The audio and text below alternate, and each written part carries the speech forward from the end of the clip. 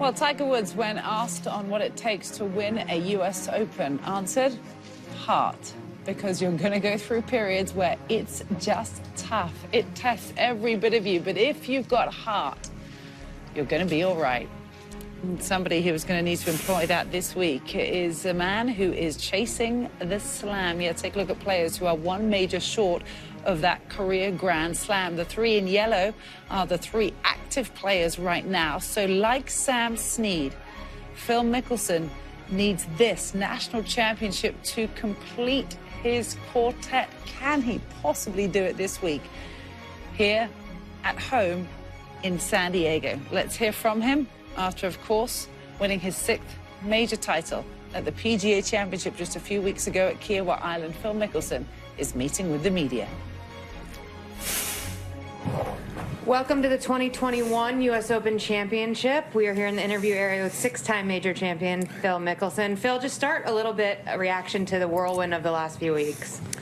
It's been a really fun last few weeks, and it's exciting to have a major championship here where I grew up in San Diego at Torrey Pines, and then to come in to this event as the most recent major winner is special as well. But I'm really looking forward to the week and excited about the way this will showcase to the world what a great job everyone's done to get this course ready and how beautiful it is. Talk a little bit more about your love of San Diego, golf in this area, and again, playing a U.S. Open here.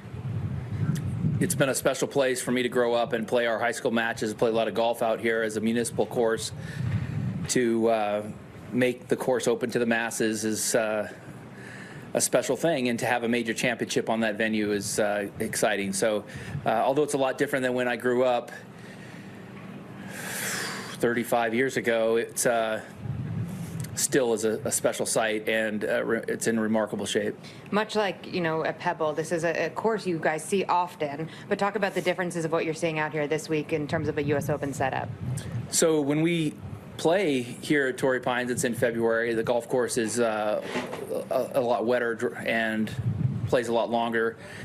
What starts to come out are the subtleties and the nuances, and with the fairways being contoured as they are and being firm now, they're going to be more difficult to hit. You got to shape it into the fairways, and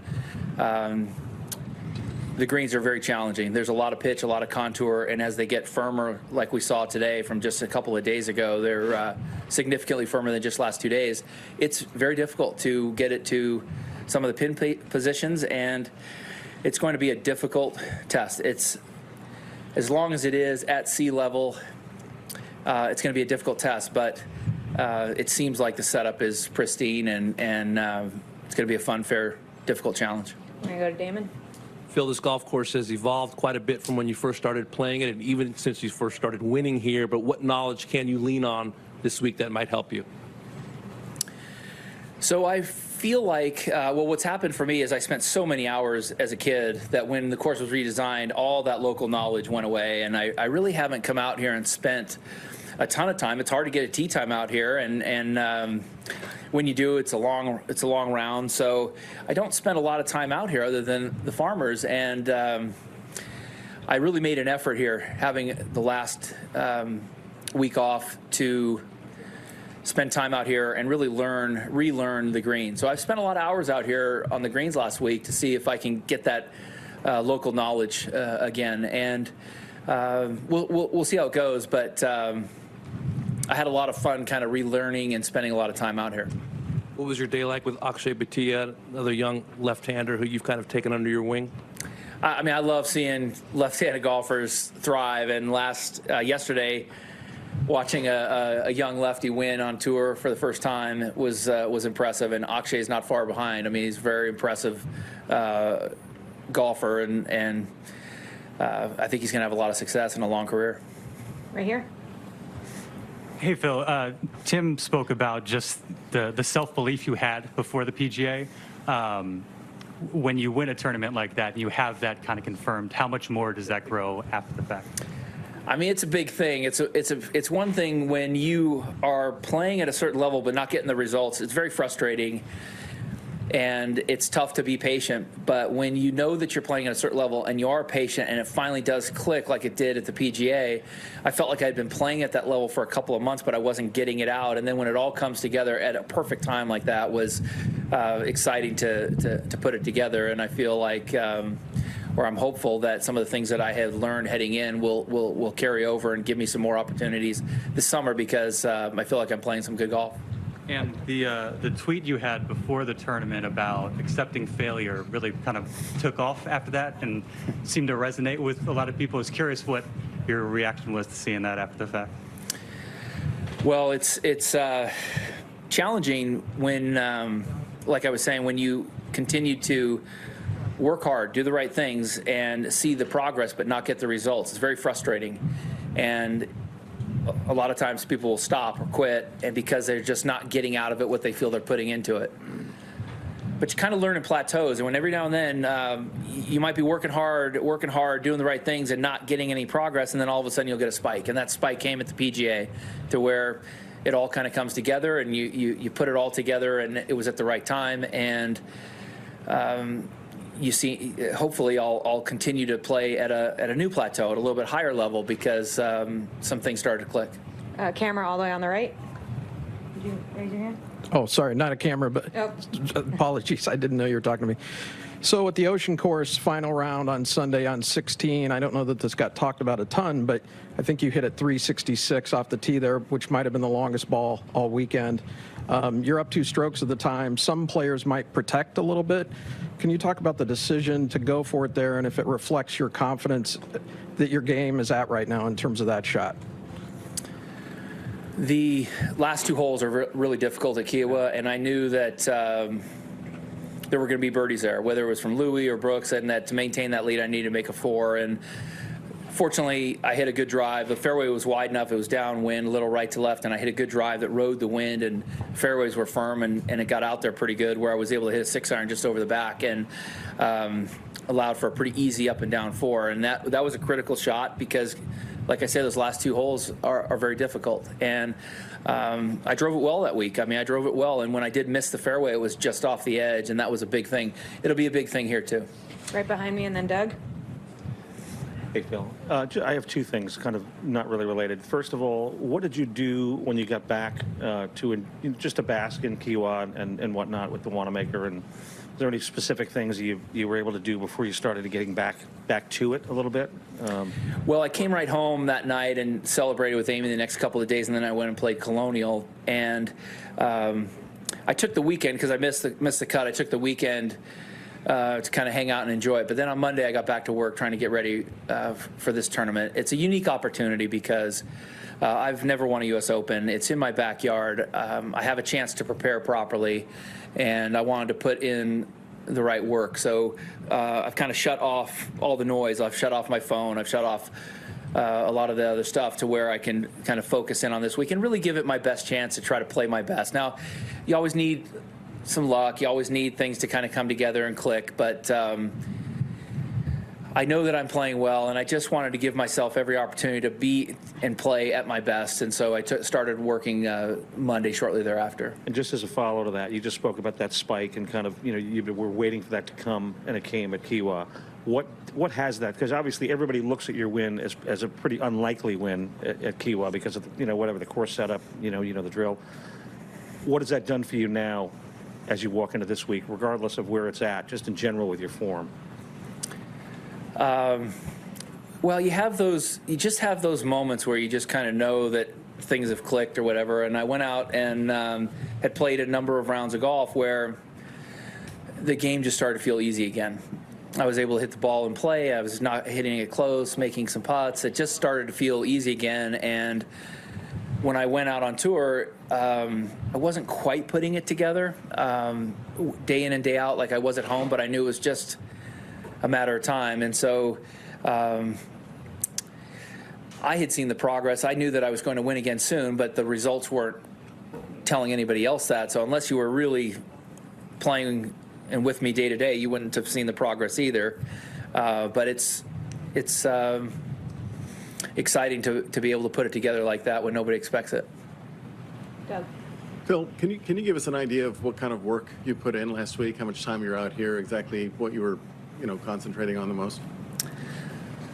I put a lot of time in on the greens because even though they're not at tournament speed, I needed to kind of relearn and see the breaks and know what the ball does on these greens, because then when you see the way the ball rolls, you know where you have to be for your approach, and you know what kind of shot is the best shot to hit into certain approaches. And granted, I've played out here a bunch since the redo, but I really haven't spent a lot of time to learn the nuances, and I did that early last week.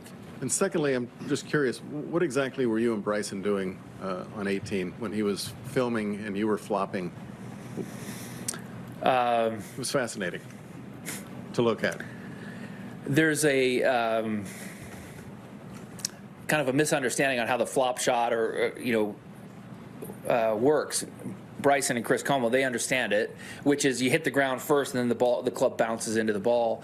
And most people try to kind of like flip with their hands and catch the ball first. And they were getting a close-up of how I drive the club into the ground first, and then it bounces into the ball. So it's just, I guess there was a conversation amongst a bunch of guys, and Chris just wanted to show the evidence because he's right in that you actually hit the ground first before on a flop shot.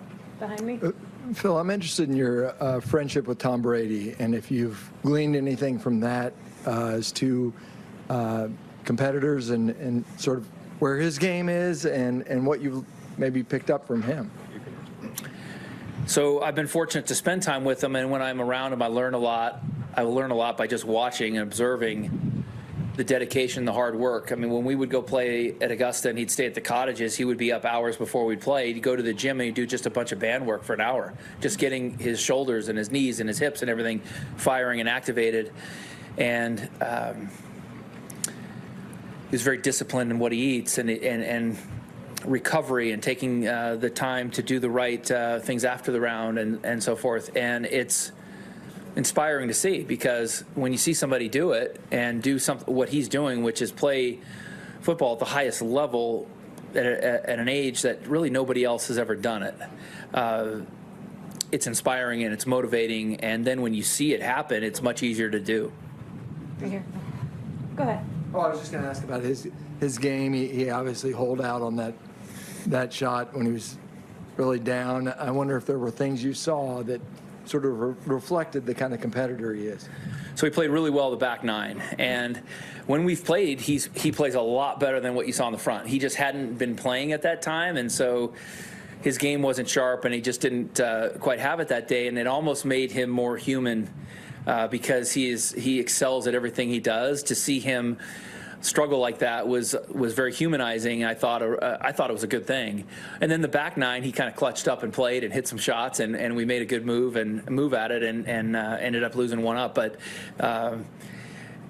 the way he can mentally slow down when things aren't going well and process it and then start to perform is another trait that you learn from him. Here, center right. Phil, you've played a lot of golf with Xander and got to know him a little bit. He's had a lot of second places. You've had some close calls, at least in this tournament before. Is too much made about him not winning and being in second? And how big a leap is it to be a top 5 in a major and win a major? So I would just say that I was 33 when I won my first major. He's significantly younger than that, and he is an incredible talent.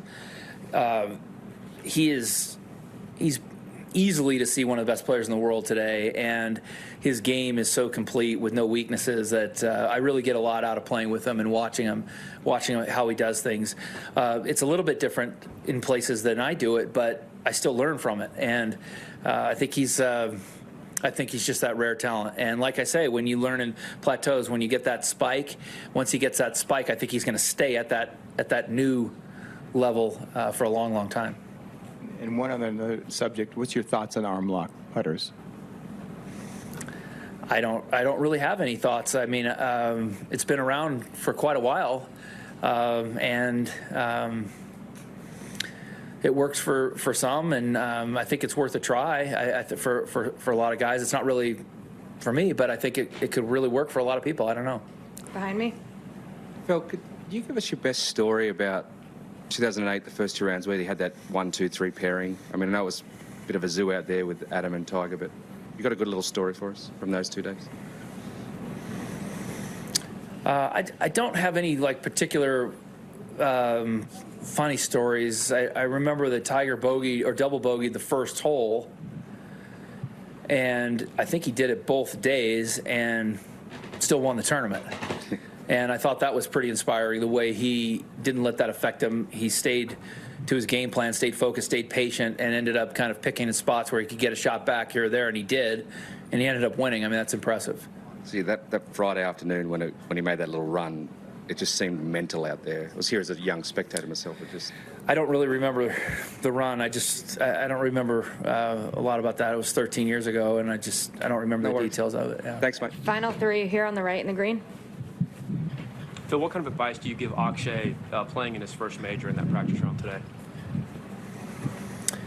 Not too much. I mean, he has as many questions for me as I have for him. You know, I'm curious how he does things too, because he's got a lot of club head speed, a lot of strength, a lot of shot making. He might ask me a few things on chipping. I might ask him a few things on clubs. I mean, I always see our new equipment at Callaway in his bag. So he had a new hybrid, a new 3-wood. I haven't seen those yet, and it's always fun to go through a bag of another left-handed player. Todd. Hey, Phil. Hey, Todd. For you real quick. Beyond the redesign of the South Course, how much has this property changed since you first started playing here? The lack of trees in particular. I mean, it just seems so much different than when you first started playing here. How do you view that? Is that a positive, negative? I mean, the evolution of the course has been so slow over the years, you almost don't notice it until you look at 30 years ago and today. But the views seem to be more open. I like the way some of the holes have gotten rid of some of the rough to open up the canyon and bring that in play and allow it to be a little bit more friendly for the average guy, but yet difficult for the good player because the canyon's in play. 17's a good example. There used to be a lot more rough on the left side. Now the canyon's the hazards. I think that's cool. But the views without as many thick, dense trees certainly open up the ocean views and make it spectacular. Mini driver this week? What's going into the bag from a mini driver standpoint? Just a 2-wood. I call it a 2-wood. It's a mini driver, but just a 2-wood. I think at least half, if not a fraction more of tee shots will be with that club, just because the way the fairways are a little bit firmer than Farmers. The ball runs out, so it gets down there in a pretty good spot, and there's a lot of holes where it kind of turns or tightens, and I don't really want to get to that spot. I mean, if you look at 4, you get it down too far, it starts to pinch in by the canyon, and you look at the contour on 7, how much that fairway pitches. I really don't want to get it down there. So that 2-wood, I'll call it, is seems to fit the right yardage on a lot of those holes for me. Different from Kiowa? The different club from Kiowa? So I go through a few heads, and this is a different head than I had there, but it's same loft and just about as same as can be. Last question, Bob. Phil, your comments earlier about coming out and trying to learn the course, last week or whatever. Is it fair to say that you maybe fought that a little bit over the years after the redesign? I mean, did you just not want to take that on? Were you stubborn, or how do you? Yeah, maybe. I don't know. There's a proper way to play here. I mean, Tiger's won here 8 or 9 times, and there's a proper way to play here to each pin, and I just have tried to do too much in the past. And I felt like if I could learn the greens and know what a lot of the 30 and 40-foot putts do, then I don't have to try to get it into these tiny little shelves, and I can make easy pars and make a few of the longer putts. That was kind of my thought process. And that will hopefully allow me to play it a little bit more stress-free, so I'm not trying to take on too much. Also, a typical thing of Reese Jones is that every bunker, the green goes away. So there's wherever a bunker is, the green is pitched away, and so you really can't short side yourself because you can't get it up and down out of those bunkers that are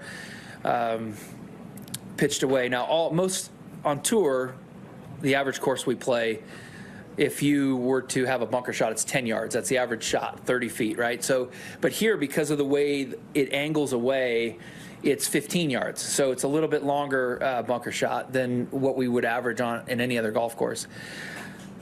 That also makes it harder to stop it on those short side shelves. So knowing to play away from the pin, or being able to play away from the pin, give myself 30 or 40 feet, if I know the break, if I know the read, and believe I can make it, then I'm more inclined to not force the issue and not press. That was my whole thought process. Also the idea that, you know, this is obviously it's your home, but after you became a pro, would there have been in any instances when you're coming out here to play in between tournaments, you know, here at Torrey Pines? I mean, obviously you've got your home course, other places to practice, it's crowded.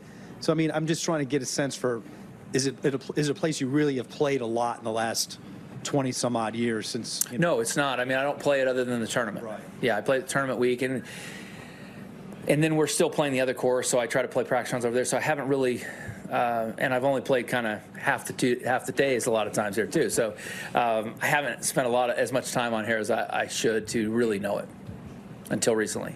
Thank you. Thanks for your time, Phil. Good luck Cool. this week. Thanks, guys.